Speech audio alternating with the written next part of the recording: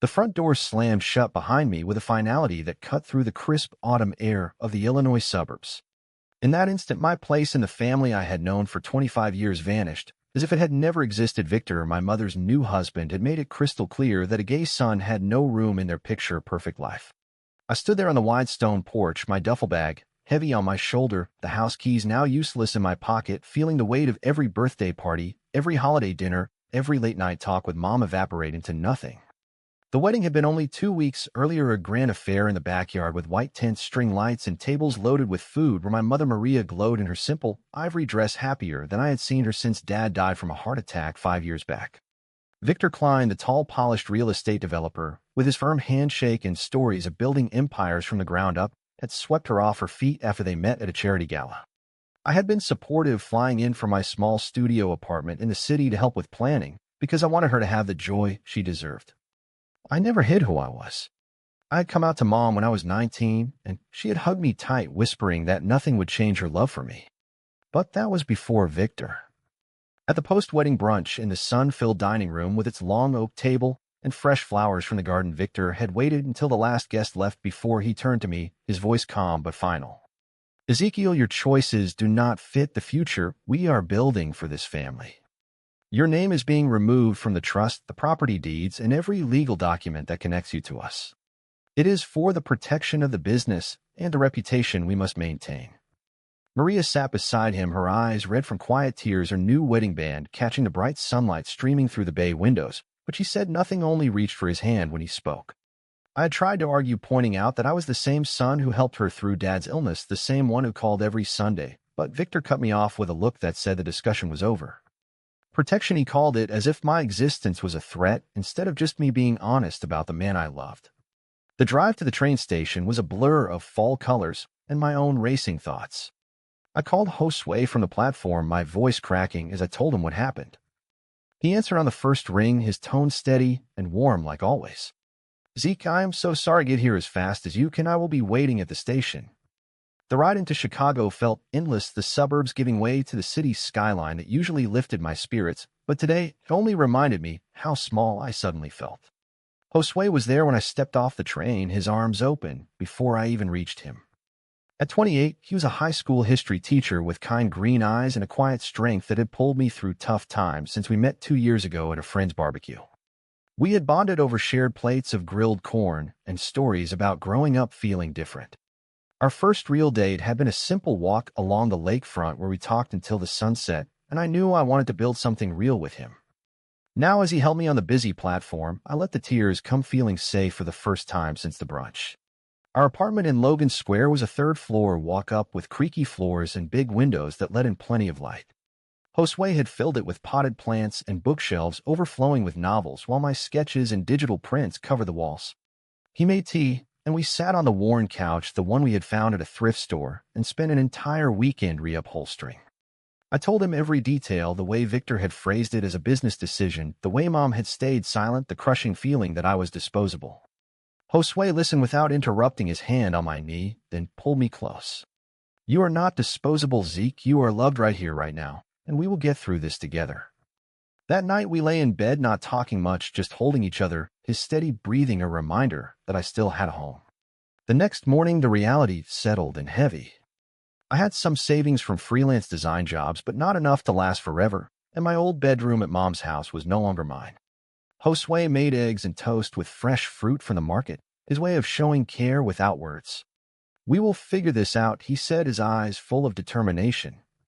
I updated my resume and sent emails to contacts while he graded papers at the kitchen table. Later we took a walk through the neighborhood, the sidewalks busy with families and dogs, the air carrying the scent of coffee from corner shops. We passed other couples, some holding hands openly, and for a moment I felt a spark of belonging, but the ache in my chest would not ease. Was I selfish for wanting my mother to choose me? Did my love for Josue really cost me everything? Josue squeezed my hand as if reading my thoughts. "Your worth is not decided by them." By evening a text came from Mom. "I love you, but please give us space for now." The words burned, but I replied with a simple, "Okay," even as tears fell onto my phone screen. Josue held me through it, rubbing my back and reminding me that healing took time. As the week passed, I started applying for jobs in earnest, our apartment becoming a sanctuary of late-night talks and shared meals. On the balcony one evening overlooking the city lights, Josue pulled me close, the cool air contrasting his warmth. In that moment, amid the uncertainty, I felt the first flicker of resilience. This pain was real, but so was the life I was building with him. Little did I know that the secrets Victor carried from his own past would one day force us all to face the truth and begin to heal in ways none of us expected. The job search dragged on through the following weeks, turning my days into a cycle of applications, interviews, and the quiet dread that came with each rejection email. Josue left for school each morning with his messenger bag packed and returned in the afternoon with stories of his students that always made me smile despite everything. One afternoon, he came home early, surprising me with takeout from our favorite Thai place and a new sketchbook because he knew drawing helped me process. We ate on the couch, talking about small things at first, then deeper. He shared how his own family in Minnesota had struggled when he came out, but eventually attended his college graduation with pride flags. Their journey was not perfect, but they tried, and that gave me hope that maybe one day Mom would too. Yet the internal battles raged hardest at night. I would lie awake staring at the ceiling, wondering if Victor was right, that my identity threatened the family image he had worked so hard to build. Maria had sent a few more texts checking on me, but always ending with reminders to respect their decision. The financial pressure mounted too. My freelance gigs dried up as word spread in the small circles where Victor had connections, and I started taking shifts at a local coffee shop to cover rent. Josue never complained, picking up extra tutoring sessions to help, but I felt the guilt like a weight on my shoulders. One evening, after a particularly discouraging interview, where the hiring manager had glanced at my portfolio, then asked subtle questions about my personal life, I came home frustrated and snapped at Josue over nothing. He did not argue back, just suggested we take a drive to the lakefront to clear our heads. The drive was quiet at first, the city lights reflecting off Lake Michigan as we parked and walked the path. The air was cool with a promise of winter, but the full daylight from the setting sun still warmed the benches. Josue took my hand and we sat watching the waves. "I am scared," he admitted softly. "Scared that this rejection will change you, make you doubt us." I turned to him, seeing the worry in his eyes, and realized my pain was affecting him too. "I am sorry," I whispered. "You are the best thing in my life, and I do not want to lose that because of them." We talked for hours about our dreams of traveling together, maybe one day adopting a dog and building a home where acceptance was the foundation.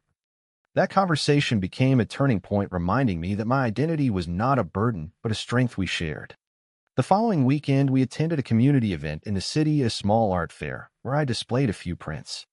Seeing people connect with my work and Josue proudly standing beside me boosted my confidence. But the difficulties continued when an old high school friend reached out, then ghosted after learning about the family split. Societal whispers felt everywhere, from the barista, who gave me a sympathetic look, to the landlord who suddenly asked for extra references. Josue encouraged me to join a support group for LGBTQ adults navigating family estrangement, and the first meeting in a bright community center with large windows letting an afternoon sun opened something in me. Hearing others' stories of loss and resilience made me feel less alone. Back home that night, Josue and I cooked dinner together, chopping vegetables side by side and laughing when I burned the garlic. The simple act felt like defiance against the erasure. We talked about investigating Victor's background, not out of revenge, but to understand why he reacted so strongly. Josue had a colleague who knew people in real estate circles and promised to ask discreetly. As we washed dishes, the warm kitchen light casting soft shadows, I felt a shift. The pain was still there, but so was determination. This was my life now, and with Josue, I would not let it define me. The coming weeks would test that resolve further, but for the first time I believed we could face it together. Winter arrived with its biting winds and early sunsets, making the apartment feel like a cocoon against the outside world. I landed a part-time position at a small design studio in the Loop, commuting by train each day, surrounded by strangers who knew nothing of my fractured family. The work was steady, but the pay modest, and every paycheck reminded me how much I had lost. Josue continued teaching, pouring energy into his students' lesson plans on civil rights that often sparked discussions about identity and acceptance. One evening, he came home excited about a student who had confided in him about questioning his own orientation and how the conversation had ended with a kid feeling seen. It made me proud of him, but also highlighted the contrast with my own mother's silence. Financial stress mounted when the studio cut hours due to slow season, and I picked up delivery shifts in the evenings. The cold nights on my bike through the city streets left me exhausted, but Josue always had hot soup waiting and a listening ear. We faced public prejudice in subtle ways too, like the family at the grocery store who stared when we held hands, or the neighbor who stopped inviting us to block parties after hearing rumors. These moments chipped at my confidence, but Josue reminded me that their opinions did not define our worth. Internally, I struggled with waves of self-doubt, questioning if my love for him was worth the isolation. During one particularly low night, I confessed that fear, and he held me close, whispering that our connection was the truest thing he had ever known. A turning point came when Josue suggested we attend a weekend retreat for couples dealing with family estrangement organized by a local center. The event was held in a bright lodge outside the city with large windows overlooking snow-covered fields. Workshops on communication and boundary setting helped us both. I learned to express my grief without pushing Josue away, and he shared his own worries about not being enough support. The group sessions were raw but healing, filled with stories that mirrored mine. On the last night around a bonfire under clear skies, we made a pact to prioritize our mental health and keep investigating the reasons behind Victor's stance. Back in the city, I started therapy recommended by the retreat, a weekly session in a sunlit office where I unpacked the betrayal and began rebuilding my sense of self. The holidays approached, bringing fresh pain when Mom sent a card without a personal note, just a printed greeting. Josue invited me to spend Thanksgiving with his family in Minnesota, and though nervous, I agreed. The trip was a bomb, their modest home filled with laughter and no judgment. His parents asked about my work and included me in traditions, making me feel part of something again. On the drive back, Josue and I talked about future plans, perhaps moving to a bigger place if things stabilized. The difficulties had not vanished, but facing them together strengthened our bond and gave me the courage to keep moving forward. Spring brought longer days and a renewed sense of possibility as my freelance work picked up with a few steady clients. The studio offered me more hours, and I felt a small victory in that stability. Josue and I celebrated with a picnic in the park under bright sunshine, spreading a blanket and sharing sandwiches while watching kids play. But the argument that had been brewing surfaced one evening after I received another vague text from Mom asking for space. I slammed the phone down, frustrated, and lashed out at Josue, accusing him of not understanding the depth of the loss. He stayed calm at first, but eventually raised his voice, pointing out that my withdrawal was hurting us both. The fight escalated in our small living room, the words flying, until we both fell silent, exhausted. We sat on opposite ends of the couch, the tension thick, until Josue spoke first. "I love you, Zeke, but I cannot watch you punish yourself forever. We need to decide if we are fighting for us or letting them win." His words hit hard, and I broke down, admitting the fear that I was broken by the rejection. We reconciled with a long talk that lasted into the night, exploring our commitment and what a shared future looked like beyond the pain. The next day, we took a day trip to the Indiana dunes, the vast lake and open sky providing perspective. Walking the sandy paths hand in hand, we promised to keep communication open. That weekend, Josue mentioned his colleague had found a lead on Victor, an old yearbook from his college days mentioning a close friend named Daniel. The clue was small, but it ignited curiosity. I spent hours online searching public records and found an obituary for Daniel from 30 years ago, listing Victor as a surviving friend. The discovery stirred more questions than answers, but it felt like the first step toward understanding. Josue encouraged patience, reminding me that rushing could cause more harm.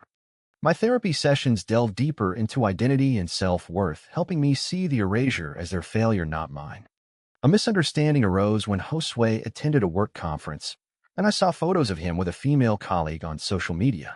Jealousy and insecurity flared, and I confronted him upon return, leading to another emotional exchange. He explained it was professional and reassured me with patience that proved his dedication. The incident taught me how the family wound had made me doubt even the strongest parts of my life.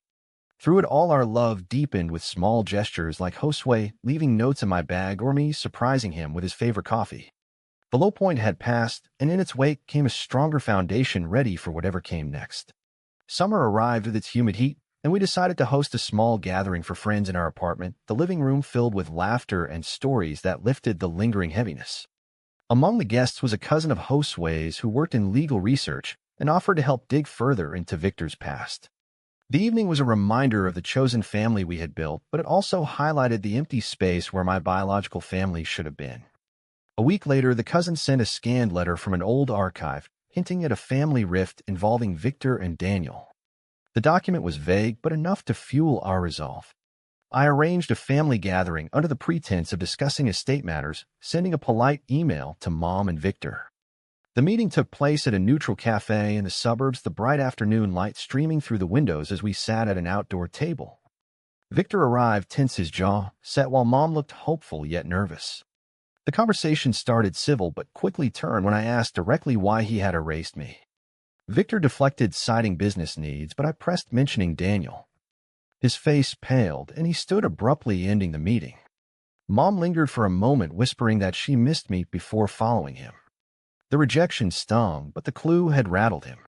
Back home, Josue and I processed the encounter on the rooftop, the city humming below. The interaction confirmed there was more beneath the surface, and we committed to gentle persistence. My growth showed in how I handled the disappointment without spiraling, instead channeling it into new designs for a portfolio update. Josue faced his own challenge when a parent at school complained about his inclusive lessons, but he stood firm, supported by administration. These parallel struggles brought us closer, reinforcing that we were partners in every sense. As the weeks passed, I started volunteering at a youth center, mentoring teens navigating identity, the work giving me purpose and perspective. One session, a young person shared a story similar to mine, and I offered guidance from my journey. The experience solidified my awakening that my voice mattered beyond the family that had turned away. The gathering had been a setback, but it planted seeds for the revelations to come, and I felt ready to face them with Josue by my side.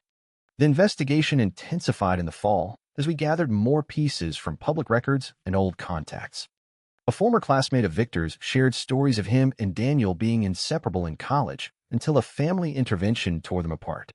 The details painted a picture of pressure and loss that mirrored my own situation. Josue and I spent evenings compiling notes in our notebook, the process bringing us closer as we supported each other through the emotional labor.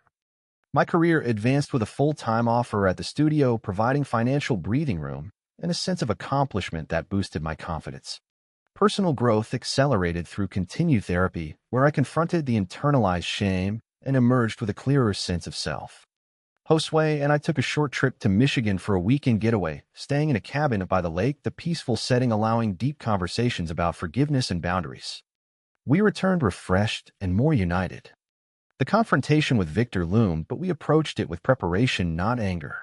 A major step came when I reached out to Mom alone, inviting her for coffee. She agreed, and we met in a sunny cafe where she admitted the pressure Victor placed on her to maintain harmony, but expressed regret for her silence. The talk was healing, though incomplete, and she promised to consider family counseling. Back with Josue, I shared the progress, feeling hopeful. The rising tension built toward the inevitable meeting with Victor, as clues pointed to a tragic end for Daniel that had haunted him for decades. Our bond had never been stronger, forged in the fires of adversity and ready for the truth that would change everything. The confrontation happened on a bright Saturday morning in the family home, the sunlit living room feeling both familiar and foreign. Victor sat across from us, his usual composure cracking as Josue and I presented the evidence we had gathered. Mom sat beside him, her hand on his arm, offering silent support. At first, Victor denied, but when I mentioned the letters and the obituary, his shoulders slumped and the story poured out. Daniel had been his closest friend in college, more than that, a love he could never publicly acknowledge. Their families discovered the relationship and forced a separation, Daniel spiraling into depression and eventually taking his own life. Victor blamed himself for not fighting harder, and when he saw me living openly, it triggered the same fear of loss. The erasure was his misguided attempt to protect me from the pain he carried, but it only repeated the cycle. Tears flowed as Victor apologized for the harm his silence and actions had caused. Mom cried too, admitting she had known parts of the story but stayed quiet out of loyalty. Josue and I listened, the shock giving way to understanding. The revelation did not erase the hurt, but it humanized the man who had pushed me away, showing his harshness stemmed from unresolved trauma, not hatred. We left with a tentative agreement to start family therapy, the first step toward rebuilding. The drive home was quiet, but Josue held my hand, the weight lifting with each mile. That night, we sat on the rooftop processing the emotions, the full light of the city below mirroring the clarity we had gained. The weeks that followed brought more sessions where Victor shared memories of Daniel and expressed genuine pride in my resilience. My relationship with Mom mended slowly through honest talks and shared meals. The psychological consequences of the past year transform into growth for all of us, teaching empathy and the power of truth. Ezekiel and I celebrated small victories like a family dinner where laughter returned and plans for the future took shape. The healing process continued into the new year with regular family gatherings that felt increasingly natural. Victor helped me secure a better contract through his network, not as compensation, but as a genuine gesture of support. Mom and I rebuilt our bond through weekly calls and visits where she met Josue properly for the first time as family. The therapy uncovered layers of pain but also fostered forgiveness, allowing us to move forward without forgetting. Josue and I grew closer, planning a future that included perhaps buying a house and continuing our advocacy work in the community. My career flourished with exhibitions of my art that explored themes of identity and resilience, drawing from the journey. The multi-dimensional relationships had evolved: love, friendship, family, and society, all tested and strengthened. The internal conflicts gave way to a profound awakening that being true to myself was the greatest gift. Confrontations, misunderstandings, betrayal, sacrifices, and choices had shaped us all into better versions. On a sunny afternoon in the same backyard where the wedding took place, we hosted a small celebration of new beginnings, Victor raising a toast to second chances. The moment was filled with hope, the full light of day, symbolizing the clarity we had found. Ezekiel and Josue stood together looking at the people who would become their expanded family, the path ahead bright with possibility. The experience had taught that growth often emerges from the hardest truths, and that love in all its forms could bridge even the deepest divides. True or false family rejection of a gay son is always rooted in outright hatred rather than hidden personal trauma and fear.